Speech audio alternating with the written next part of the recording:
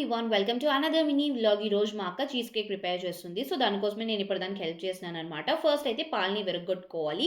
Almost like మనం పనీర్ ఎలా చేస్తామో అలానే ఇంక ఇప్పుడు దాన్నయితే వడకట్టేసుకొని దాని నుంచి వాటర్ అంతా కూడా స్వీజ్ చేసేసుకొని మేమైతే పక్కన పెట్టేసుకున్నాము. ఆ తర్వాత హ్యాపీ బిస్కెట్ పౌడర్‌లో కొంచెం బటర్ వేసుకొని మనం ఏ బౌల్‌లో అయితే చీజ్ కేక్ చేసుకోవాలనుకుంటున్నామో దానిలో ఫస్ట్ లేయర్ లాగా పెట్టి దాన్ని ఒక 15 మినిట్స్ వరకు ఫ్రిడ్జ్‌లో అయితే పెట్టుకోవాలి. ఈ గ్యాప్‌లో మేము స్టార్ ఫ్రూట్ తినేస్తున్నాము. బాగా పుల్లగుండింది. కానీ అయినా కూడా మేము అస్సలు తగ్గకుండా మొత్తం ఎక్కేసాం. స్టార్టింగ్‌లో మనం పాలు విరగ్గొట్టుకొని పెట్టుకున్నాం కదా!